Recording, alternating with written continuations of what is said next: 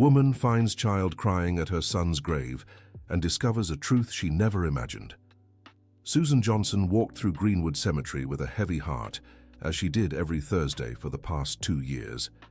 That weekly visit was her sacred ritual, the only time she felt she could still be close to Ethan, her only son who had passed away at 15. But on that October afternoon, something different happened. As she knelt before the grey granite headstone, she heard soft sobs that weren't her own. Startled, she turned and saw a boy around 8 years old, clinging to the side of the grave, crying as if his world had collapsed.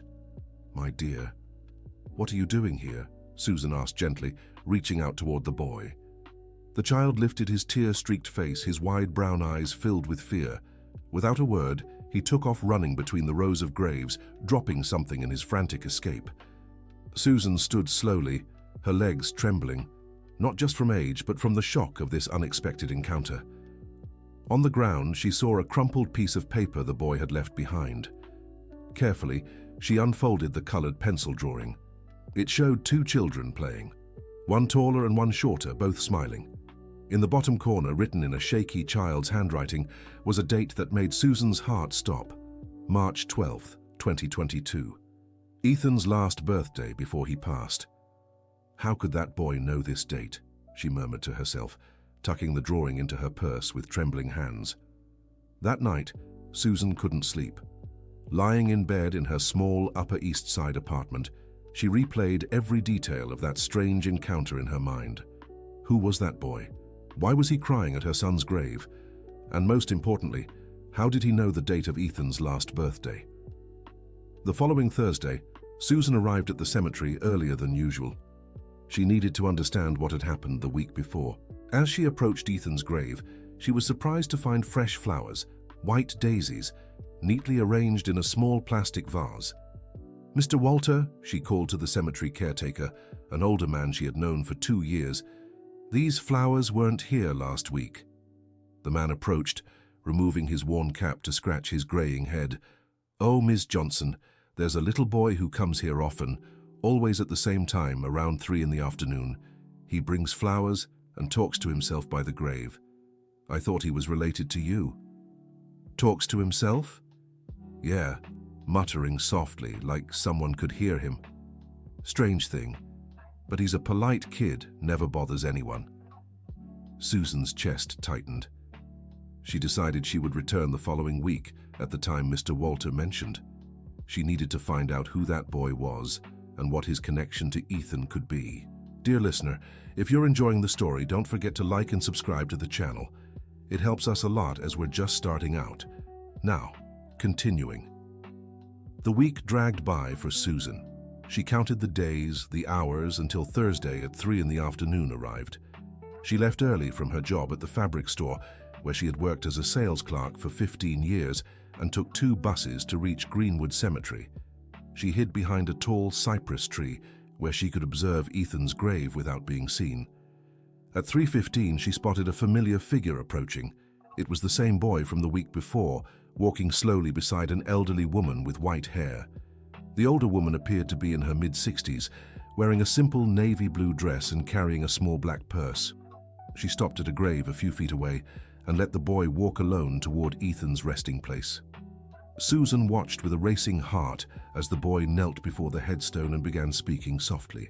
She couldn't make out the words, but from his posture, it seemed like an intimate conversation between friends. Gathering her courage, Susan stepped out of her hiding spot and slowly walked toward the boy. This time, he didn't run away. He just lifted his red, tear-filled eyes and stared at her, with a sadness far too deep for his age. "Hi," Susan said gently, kneeling beside him. "I'm Ethan's mom." The boy swallowed hard and whispered, "I'm Tyler. I was his friend." "Friend?" Susan felt the world spin. Ethan had never mentioned any Tyler. "Where did you 2 know each other from?" "Music school," Tyler answered, wiping his nose with the sleeve of his grey t-shirt. "We played violin together." Susan fell silent for a few seconds. Music school. Ethan had never said anything about music lessons. How could she not have known something so important in her own son's life? "Tyler, sweetheart," Susan tried to keep her voice steady despite her confusion. "Where is this music school?" Before the boy could answer, an anxious voice interrupted them. "Tyler, Tyler, where are you?" The woman who had arrived with him was approaching quickly, clearly agitated to see him talking to Susan. "I'm sorry, ma'am," the woman said, reaching for Tyler. "We need to go. It's getting late." "Wait," Susan stood up. "Please, I'm Susan, Ethan's mom. I need to understand." The woman's expression changed completely. Her face, which had only shown urgency before, now revealed tension and something that looked like guilt.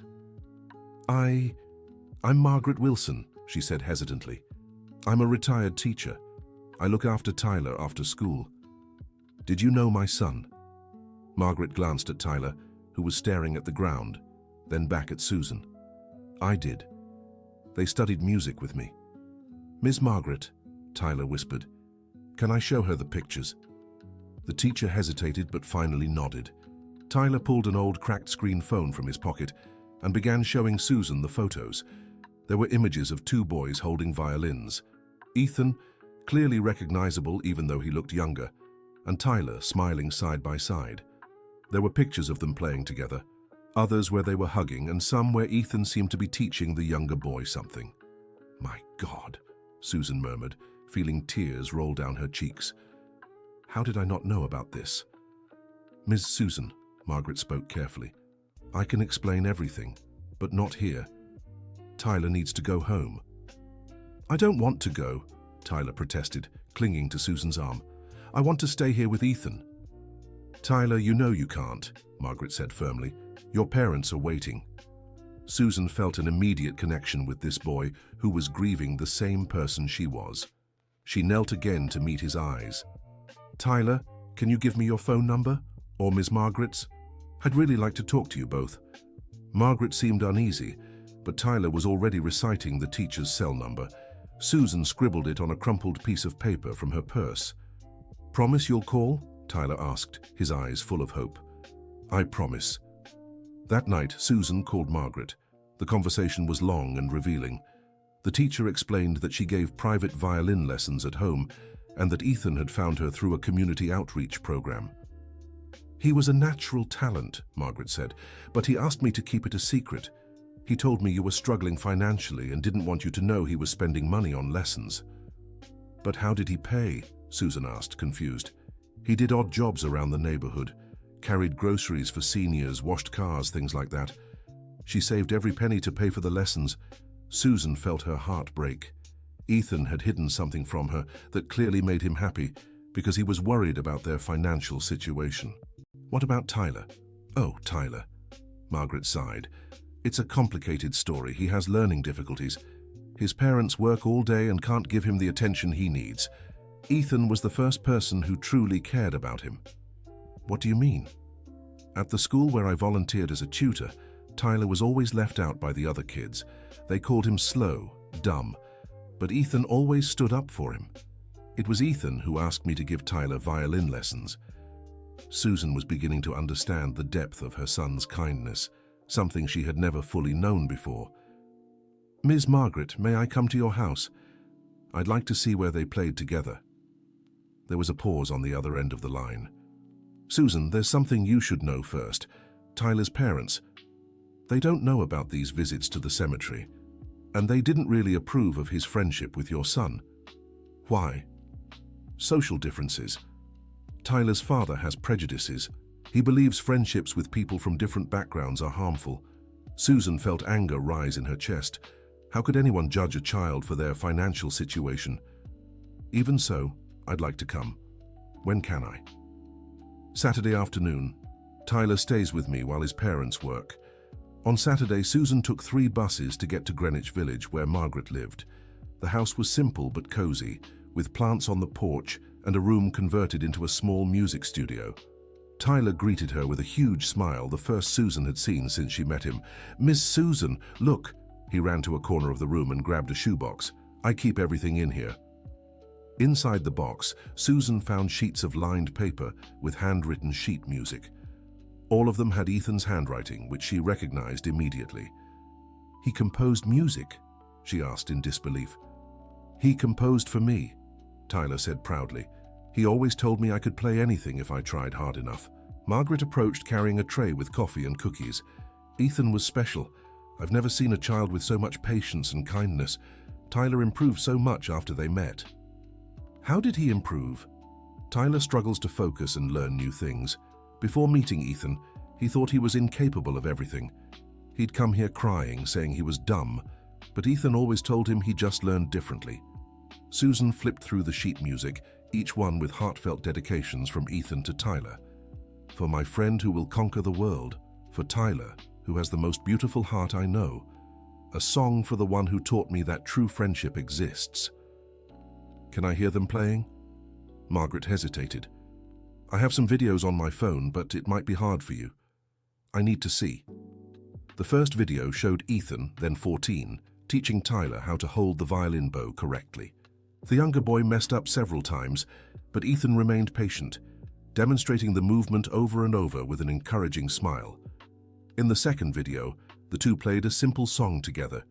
Tyler was off-key at times, but Ethan subtly adjusted his own melody to harmonize with his friend's mistakes, making everything sound beautiful. "He always did that," Margaret explained. "He adapted his music so Tyler would feel good playing along." Susan couldn't hold back her tears. She was discovering a side of her son she had never known, a generous, patient, protective Ethan. "Ms. Margaret, you said Tyler's parents don't know about the visits to the cemetery. Do they know you come here?" "No.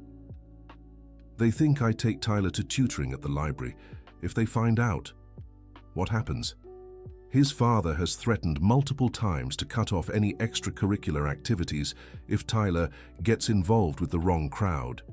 Those were his exact words. Dear listener, if you're enjoying the story, take a moment to like and especially subscribe to the channel. It helps us a lot as we're just starting out. Now, continuing. Susan spent the rest of the afternoon listening to stories about the friendship between Ethan and Tyler.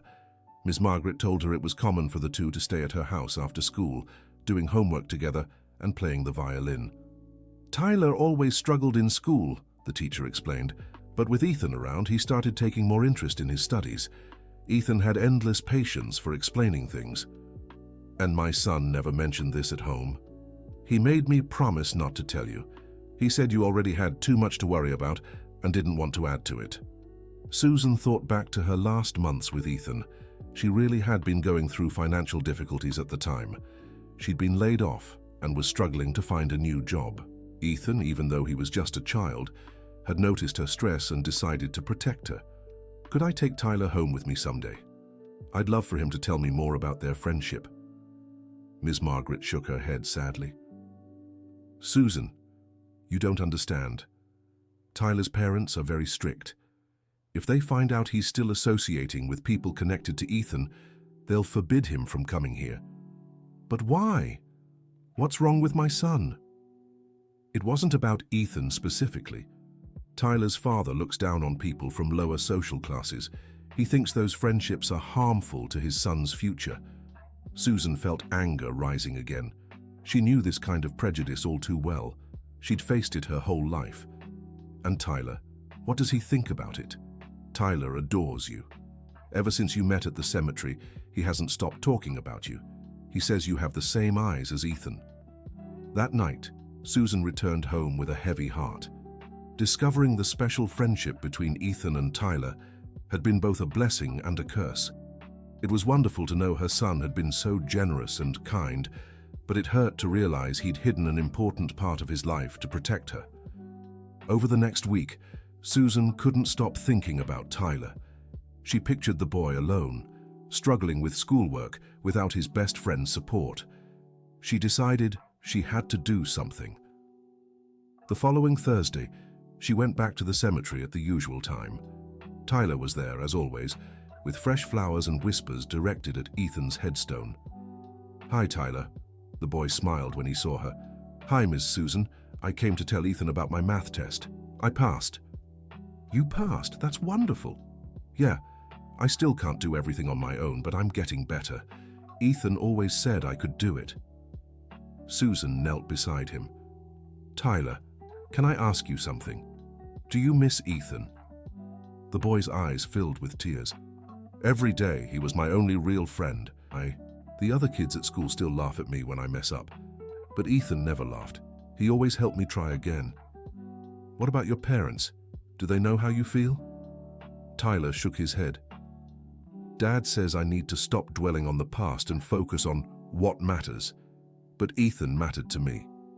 Susan felt determination growing in her chest. This couldn't go on. Tyler, would you like me to talk to your parents? Explain your friendship? The boy's eyes widened in alarm. No, please don't. If they find out I still come here, they'll forbid me. And they're going to argue with Ms. Margaret too. But Tyler, you have every right to miss your friend. There's nothing wrong with that. I know, but Dad doesn't see it that way. Margaret approached, having overheard part of the conversation. Susan, I need to tell you something. Tyler's parents are getting suspicious. Yesterday he came home with red eyes from crying so much, and his mother asked what happened. And what did he say? That he had allergies, but they didn't really believe him. Susan looked at Tyler, who seemed more and more distressed. Ms. Margaret, we can't let this boy suffer in silence. I need to talk to his parents. Susan, you don't know Richard. Tyler's father is very difficult. He works at a big company and has always been obsessed with the family's image. Even so, Tyler needs help dealing with this loss, and his parents need to understand that. That night, Susan made a decision. She asked Margaret to arrange a meeting with Tyler's parents. At first, the teacher hesitated, but eventually gave in when she saw Susan's determination. All right, I'll call Jennifer, Tyler's mother. She's more understanding than her husband. Maybe I can convince her to meet with you. The meeting was set for Saturday morning at Margaret's house. Susan arrived nervous but resolved. Jennifer Thompson was an elegant woman around 40, with straight dark hair tied in a low bun. She wore expensive clothes and carried a designer purse. Mrs. Johnson? Jennifer greeted politely but coldly. Margaret said you wanted to talk about Tyler. That's right, thank you for agreeing to meet. The two sat in Margaret's small living room, where she served coffee before discreetly stepping away to give them privacy. Jennifer, may I call you that? Susan began. I imagine you don't know about the friendship between Tyler and my son Ethan. Margaret told me a little, that they studied music together. It was more than that. They were best friends. Tyler is grieving Ethan's loss deeply, and I believe you as his parents should know that. Jennifer sighed and looked down at her hands. Susan, can I be honest with you? Please. I know Tyler is hurting. I see it every day. He's changed completely over the last 2 years. Quieter, sadder. But my husband thinks this sadness is just childish drama. Drama? Susan felt her anger rise. Your son lost his best friend. I know. But Richard has very rigid ideas about how Tyler should be raised. He believes Tyler needs to toughen up to face the world. Susan took a deep breath, trying to control her frustration. Jennifer, Tyler is 8 years old. He doesn't need to toughen up. He needs love and understanding to cope with this loss. You're right, Jennifer said softly, but I don't know how to make Richard see that. Let me talk to him. Susan, you don't know my husband. He has strong prejudices. He won't like hearing that Tyler still has ties to... She trailed off, realizing how her words might sound. To people like me? Susan finished. Poor people? Jennifer lowered her eyes, clearly ashamed. I'm sorry. I don't feel that way. But Richard will have to learn to respect his own son's grief, no matter their social class. Just then, Margaret returned to the room with Tyler, who had arrived earlier than expected. Mom? Tyler was surprised to see her there. What are you doing here? Jennifer glanced nervously at Susan, then at her son. Tyler, I came to talk with Mrs. Johnson about Ethan. The boy's eyes lit up. You can tell her about the songs we played together and how he helped me with school. Jennifer looked at her son's genuine enthusiasm, and Susan noticed the mother was beginning to grasp the depth of the friendship Tyler had lost. Tyler, Jennifer said softly, why didn't you ever tell me how you felt? Because Dad always says I have to stop crying and be strong, but I can't stop missing Ethan.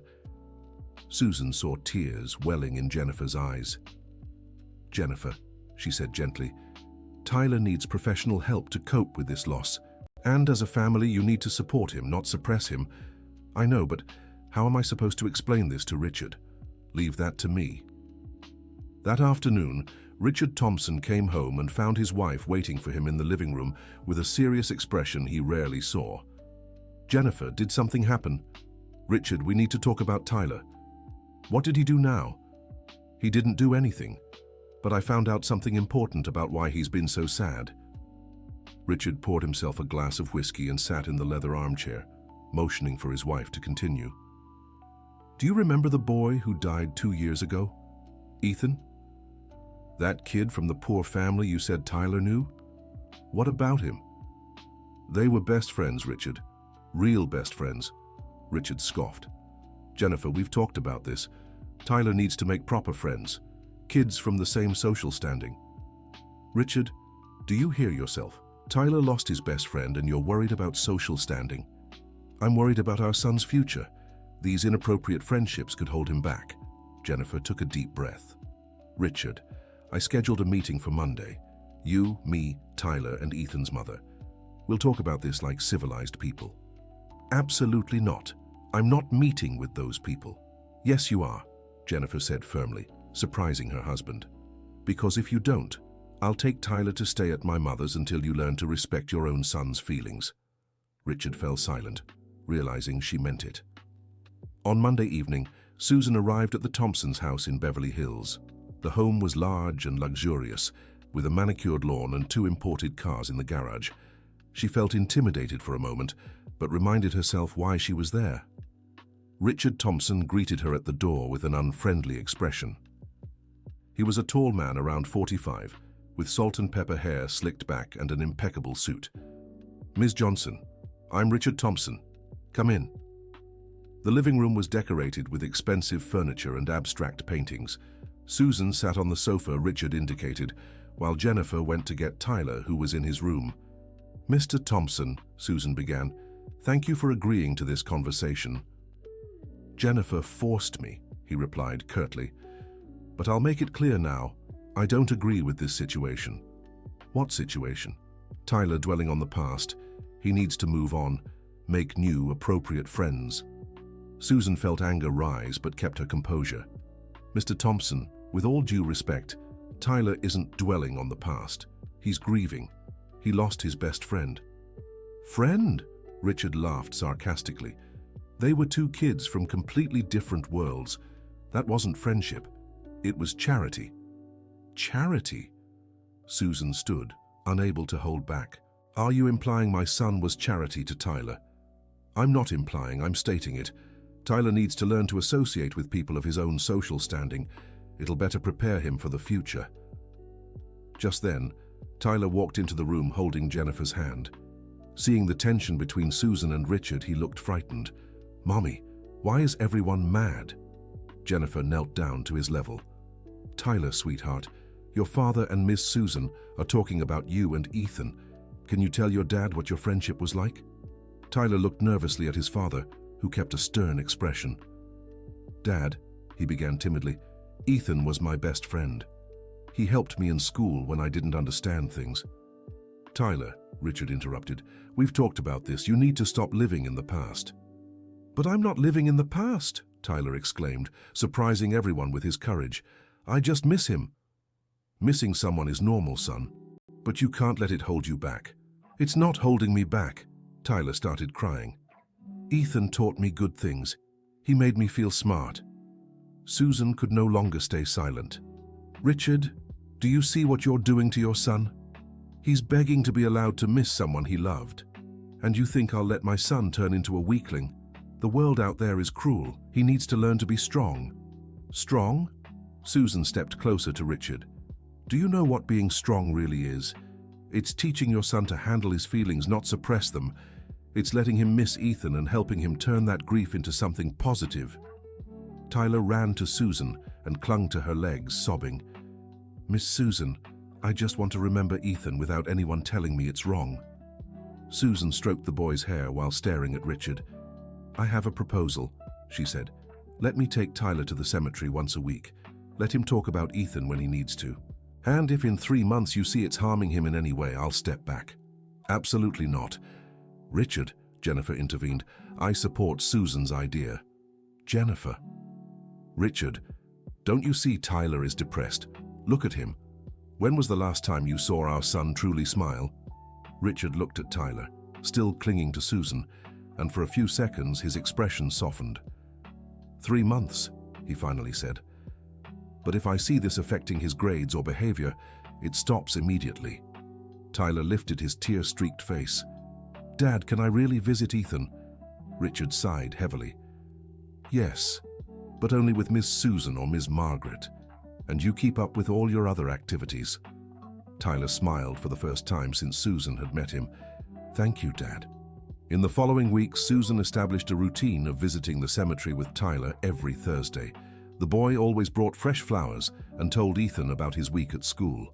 "Ethan," he'd say, kneeling before the headstone, "today I solved the math problem all by myself. The teacher was proud of me. I think you'd be proud too." Susan watched these conversations with a heavy heart, but also with joy. Tyler was clearly doing better. He smiled more, talked more, and according to Jennifer, his grades had improved. Dear listener, if you're enjoying the story, don't forget to like and especially subscribe to the channel.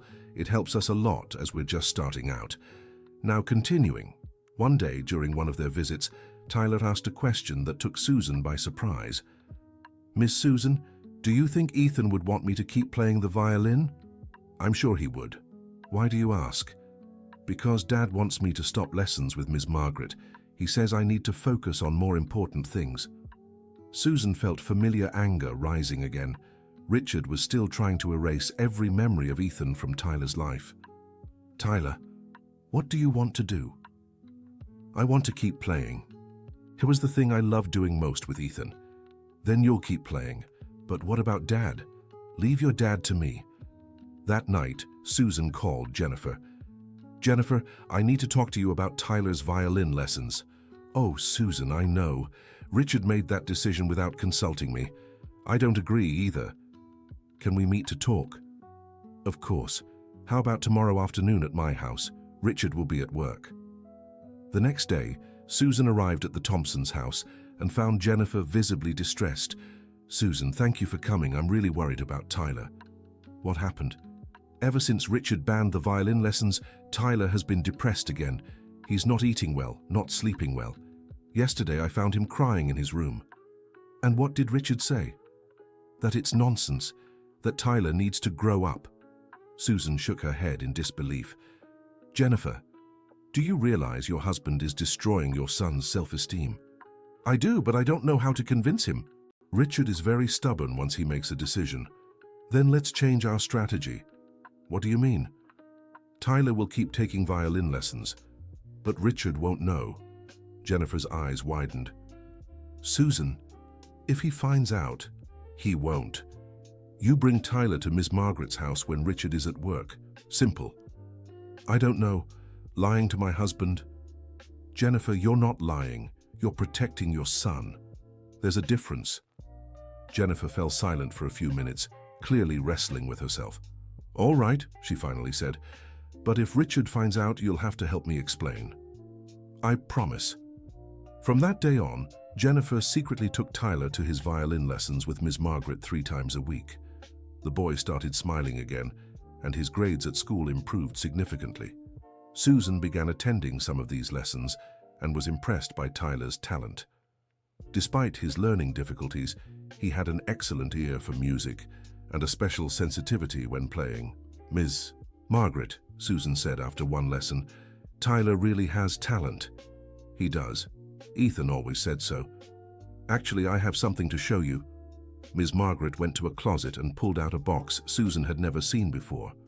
"What is this?" "Things Ethan left here the last time he came." Susan opened the box with trembling hands. Inside was sheet music, a small notebook, and a child's violin. This violin, Ethan was saving money to buy it for Tyler. He managed to buy it the week before the accident. Susan picked up the notebook and began flipping through it. It contained Ethan's notes about Tyler's lessons, plans for songs he wanted to teach his friend, and a letter. To Tyler, my best friend. If you're reading this, it means something happened to me. I want you to know you're the most special person I've ever met. Don't let anyone make you believe you're not smart, because you are. You just learn differently, and that makes you unique. I bought this violin for you. I want you to keep playing always, even if I'm not here to play with you. Every time you play, I'll be listening. Take care of my mom. She's very strong, but sometimes she gets sad. You can be the son she needs now. Your friend forever, Ethan. Susan and Tyler cried together as they read the letter. Miss Margaret couldn't hold back her tears either. Did he know? Susan asked. Did he know something would happen? I don't know, Miss Margaret replied. But he was always very mature for his age. Maybe he wrote it just in case. Tyler held the violin tenderly. He bought this for me? Yes, with the money he saved from working. Can I play a song for him now? Of course. Tyler took the violin and began playing a simple but deeply emotional melody. Susan recognized it. It was one of the songs Ethan had composed, one of the pieces in the sheet music they'd found. When Tyler finished, there was a moved silence in the room. Ethan always said I'd be able to play this song on my own one day, Tyler said. I think he was right. Susan hugged the boy. He was right, and I'm sure he'd be so proud of you. A few weeks later, the secret routine was discovered by accident. Richard came home early from work and found neither Jennifer nor Tyler there. When they returned, he was waiting in the living room with a furious expression. Where were you? Jennifer was speechless, but Tyler, with the innocence of a child, answered, I was at violin class, Dad. Look what I learned. Before anyone could stop him, Tyler grabbed the violin and began playing Ethan's song. Richard fell silent, watching his son play with a focus and joy he hadn't seen in a long time. When Tyler finished, he looked at his father expectantly. Did you like it, Dad? Richard glanced at Jennifer, who was clearly nervous, then back at Tyler. Tyler, go to your room. I need to talk to your mother. As soon as the boy left, Richard exploded. Jennifer, you disobeyed me. I forbade those lessons. You forbade them without even talking to me. Tyler is my son too. And you thought lying was the solution. I thought protecting my son was the solution. Richard paced back and forth across the room. Jennifer, you don't understand. These activities are keeping Tyler stuck in the past. He needs to move on. Richard, did you see him playing just now? When was the last time you saw Tyler so focused and happy doing anything? Richard stopped pacing and fell silent. Besides, Jennifer continued, his grades at school have improved since he started playing violin again. The coordinator called me last week to praise his progress. Even so, you lied to me. I lied because you don't listen, because you make decisions about Tyler without considering what's best for him. That night, Richard went up to Tyler's room and found him asleep, hugging his new violin. He watched his son for a few minutes, seeing the peace on his face, something he hadn't seen in a long time. The next morning, Richard surprised the family.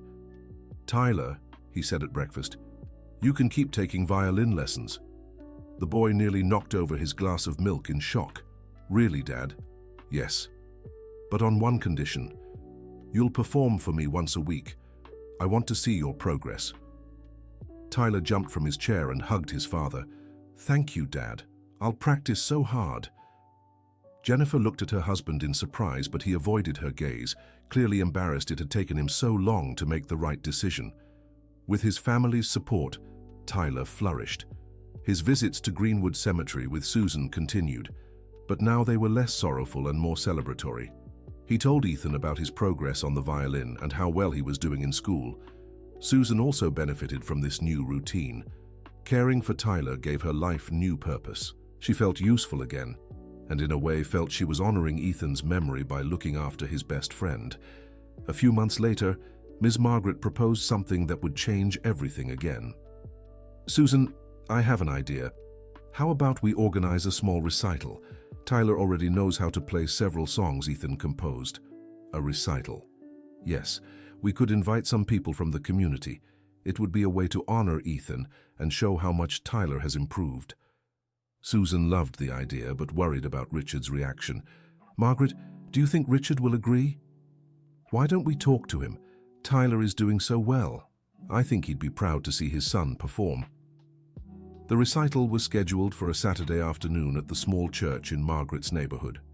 Susan managed to convince Richard and Jennifer to attend, and even some neighbors took an interest in the event. On the day of the recital, Tyler was nervous but determined. He wore a white shirt Jennifer had bought especially for the occasion and held the violin Ethan had given him. "Miss Susan," he said before stepping onto the small makeshift stage, "do you think Ethan is watching?" "I'm sure he is." Tyler played 3 songs. The first was a simple composition by Ethan, the second was a classical piece he'd learned from Margaret, and the third was a surprise for everyone. "This last song," Tyler said into the microphone with surprising maturity for his 8 years, "I wrote for my best friend Ethan. It's called Thank You." The melody Tyler played was simple but deeply moving. Susan cried, Jennifer cried, and even Richard had to discreetly wipe his eyes. When Tyler finished, the small audience gave him a standing ovation, but the most emotional moment came when he stepped off the stage. "Daddy," he said, running up to Richard, "did you like it?" Richard knelt down and hugged his son tightly. "I loved it, Tyler. I'm so proud of you." It was the first time Tyler had ever heard those words from his father. After the recital, Richard approached Susan. "Susan, I need to apologize to you." "Apologize?" "For everything. For being prejudiced, for trying to erase Ethan's memory from Tyler's life. You were right all along." Susan was surprised by Richard's sincerity. "Richard, what matters now is that you understand what Tyler needs." "I do, and I want to do more. I'd like to fund music lessons for other underprivileged kids in the community, a sort of project in Ethan's memory." Susan felt her eyes welling with tears. "Do you think Ethan would approve?" "After what I saw today, I'm sure he would." The project in Ethan's memory started small with just 5 children, but it grew quickly. Tyler became one of the assistant instructors, helping the younger kids just as Ethan had done for him. Susan discovered she had a talent for administration and became the project's coordinator. Jennifer got involved in outreach and fundraising. Even Richard began participating actively, using his business connections to secure support and sponsorships. The most surprising thing was seeing how Tyler transformed. The shy, insecure boy became confident and generous. He had endless patience with the children who struggled, just as Ethan had with him. "You know what I learned?" Tyler said to Susan one day after a lesson. "Ethan taught me that we're only truly happy when we help others be happy too." Susan smiled, recognizing her son's wisdom in Tyler's words. A year after the first recital, the project had grown so much that they needed a bigger space. The city provided a small cultural center, and Ethan's music project became a cornerstone of the community. On the day of the official opening, Susan was arranging the final details when Tyler approached her with a serious expression. "Ms. Susan, can I ask you something?" "Of course, sweetheart." "Do you think Ethan would be happy seeing all this?" Susan looked around. Dozens of children were running around the space, carrying instruments and laughing. Parents chatted excitedly about their children's progress. Margaret was guiding a group of beginner violinists. Richard and Jennifer were organizing a table with snacks donated by the community. "I think he'd be overjoyed," Susan replied, "especially seeing how you've become such a special person." "Ms. Susan?" "Yes. Can I call you Grandma? It's just, Ethan said in his letter that I could take care of you, and I really want to be your grandson." Susan hugged Tyler tightly, feeling her heart, which had been broken for so long, finally begin to heal. "Of course you can, my dear grandson." That night, Susan returned to the cemetery alone for the first time in a long while. She knelt before Ethan's headstone and whispered, "My son, you have no idea how much good you've done in this world. Tyler has become the incredible boy you always knew he could be. And because of that, dozens of other children are getting opportunities they never would have had." The wind gently rustled the flowers Tyler had left earlier. "I know you're proud, and so am I. Proud to have been your mother and proud to now be Tyler's grandmother. Susan stayed silent for a few minutes, feeling a peace she hadn't known in years. "Thank you, Ethan, for teaching me that true love never ends. It just changes." 2 years later, Tyler, now 10 years old, had become the youngest assistant teacher in the project's history. He helped children with learning difficulties, using methods Ethan had developed with him. Susan watched proudly as Tyler showed a 6-year-old girl how to hold a violin bow. "Like this, see?" he said patiently. "No need to rush. My best friend always said everyone learns at their own pace." The girl tried a few times and finally produced a clear note. "I did it!" "Yes, you did," Tyler smiled. "Ethan would be so proud of you." Susan realized Tyler had found a healthy way to keep Ethan alive in his memory. Not through sadness, but through the generosity and love he'd learned from his friend. The project kept growing. Susan left her job at the fabric store to dedicate herself fully to coordinating it. Richard got a promotion at his company, and part of his raise went toward expanding the program. Jennifer discovered a passion she never knew she had: teaching. She began giving music theory lessons to the older kids and found fulfillment like never before. Ms. Margaret, now 70, kept teaching violin with the energy of someone half her age. She often said Ethan and Tyler had given her retirement new meaning. One Thursday afternoon, 3 years after that first meeting at the cemetery, Susan and Tyler made their weekly visit to Ethan's grave. But this time, they weren't alone. "Ethan," Tyler said, kneeling by the headstone, "I brought some friends to meet you." 5 kids from the project stood with them, each holding an instrument. "This is Emma," Tyler introduced a 7-year-old girl. "She plays the flute and already knows the song you wrote for me." "This is Mason," a shy 9-year-old boy waved. "He plays guitar and wants to learn to compose too." Tyler went on introducing each child, sharing their achievements and struggles, just as Ethan used to do when talking about him to others. Susan watched, moved, as Tyler had grown into a natural leader, someone who inspired and protected others, just as Ethan had done for him. After the introductions, the children played a song together. It was one of Ethan's compositions, adapted by Tyler for a small ensemble. The melody echoed through the cemetery, turning a place of sorrow into one that celebrated life. When they finished, Tyler turned to Susan. "Grandma Susan, I think Ethan liked the performance." "Why do you say that?" "Because I can feel him smiling." Susan looked at the boy who had come into her life crying with grief and now radiated joy and purpose. She thought about how pain can transform into love and how a true friendship can outlast even physical separation.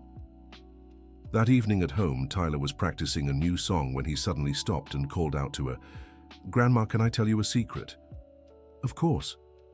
"Sometimes when I'm playing, it feels like Ethan is playing along with me. Not in a haunted way," he quickly clarified, "but as if the music he taught me is still alive inside me." Susan hugged Tyler, understanding exactly what he meant. She also felt Ethan's presence in many ways, in Tyler's generosity, in the joy of the children from the project, in the bond formed between people who would never have known each other, if not for him.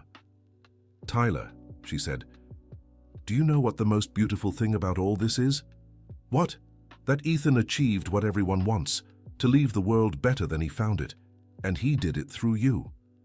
Tyler smiled and went back to playing the violin. The music that flowed from the instrument wasn't his alone. It was a melody woven by 2 souls who found each other in friendship and remained connected through love and memory. Outside the window, the stars shone as if applauding the performance.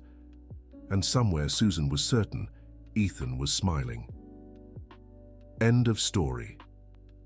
Now, tell us what you thought of this inspiring story of friendship and resilience.